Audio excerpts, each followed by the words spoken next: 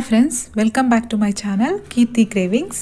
మీరు నా ఛానల్ని ఫస్ట్ టైం చూస్తున్నట్టయితే సబ్స్క్రైబ్ చేసి పక్కనే ఉన్న బెల్ ఐకాన్ని నొక్కండి. నెల్లూరు స్టైల్లో చేపల పులుసుని సింపుల్గా ఎలా చేయాలో చూద్దాం. ముందుగా ఒక బౌల్ తీసుకొని అందులోకి 2-3 సార్లు బాగా కడిగిన చేప ముక్కలని వేసుకోవాలి. నెక్స్ట్ 1 స్పూన్ దాకా ఉప్పు, 2 స్పూన్లు కారం పొడి వేసుకొని ముక్కలకు బాగా పట్టేలాగా మిక్స్ చేస్తూ కలుపుకోవాలి. ఇక్కడ నేను చేపలు 700 గ్రాముల దాకా తీసుకున్నానండి. ఇలా కలుపుకొని మూత పెట్టి 30 నిమిషాల పాటు మ్యారినేట్ చేసుకోవాలి.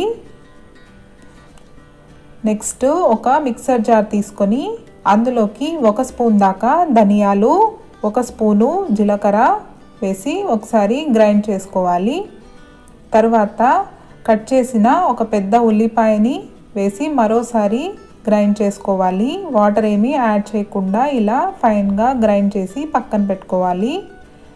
ఇప్పుడు ప్యాన్ పెట్టుకొని అందులోకి 6 స్పూన్ల దాకా ఆయిల్ వేసుకొని 1 స్పూన్ దాకా మెంతులు వేసుకొని 1/2 నిమిషం పాటు వాటిని కలుపుతూ వేయించుకోవాలి.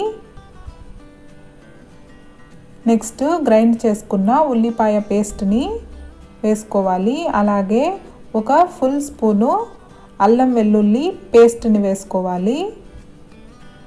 వీటిని పచ్చివాసన పోయేదాకా కలుపుతూ వేయించుకోవాలి. ఇలా లో ఫ్లేమ్లో 3 నిమిషాలు వేయించిన తర్వాత కొద్దిగా కరివేపాకు, 3 మధ్యలోకి కట్ చేసిన పచ్చిమిర్చిని వేసి ఒకసారి కలుపుకోవాలి.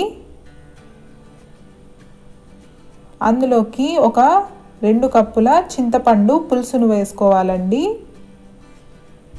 ఇప్పుడు ఒకసారి బాగా కలుపుకొని ఇందులోకి 1/2 స్పూన్ దాకా పసుపు, 1/2 స్పూన్ కారం, రుచికి తగినంతగా ఉప్పు వేసుకోవాలి. నేను రాళ్ళుప్పు వేస్తున్నాను. ఇప్పుడు కర్రీ కన్సిస్టెన్సీకి తగినట్టుగా నీళ్లు పోసుకోవాలి. తర్వాత ఒక 5 నిమిషాలు ఉడికించుకోవాలి. ఈలోగా మిక్సర్ జార్లోకి కొద్దిగా ఎండు కొబ్బరి లేదా పచ్చి కొబ్బరి తీసుకొని నీళ్లు పోసి ఇలా ఫైన్గా గ్రైండ్ చేసుకొని ఈ మిశ్రమాన్ని కర్రీలోకి కలుపుకోవాలి. నెక్స్ట్ వీటిని బాగా మరిగించుకోవాలండి. కర్రీ పైన ఇలా తేటలాగా ఫామ్ అయ్యేంత వరకు మీడియం ఫ్లేమ్లో ఉడికించుకోవాలి. నెక్స్ట్ ఇందులోకి మ్యారినేట్ చేసుకున్న చేప ముక్కల్ని వేసుకోవాలి. చేప ముక్కల్ని వేసాక ఎక్కువగా కదపకుండా జెంటిల్గా కలుపుకోవాలండి. ఇలా లైట్గా మిక్స్ చేసి మూత పెట్టి లో ఫ్లేమ్లో 10 నిమిషాలు కరెక్ట్గా ఉడికించుకోవాలి. 10 నిమిషాల తర్వాత చూడండి, చేప ముక్క బాగా ఉడికిపోయింది. ఇప్పుడు ఇందులోకి 1/2 స్పూన్ దాకా గరం మసాలా వేసి చివరగా కొద్దిగా ఫ్రెష్గా ఉన్న కొత్తిమీరను వేసి లైట్గా మిక్స్ చేసుకోవాలి. అంతే అండి, చేపల పులుసు రెడీ అయిపోయింది. మీరు కూడా తప్పకుండా ట్రై చేయండి, చాలా రుచిగా ఉంటుంది.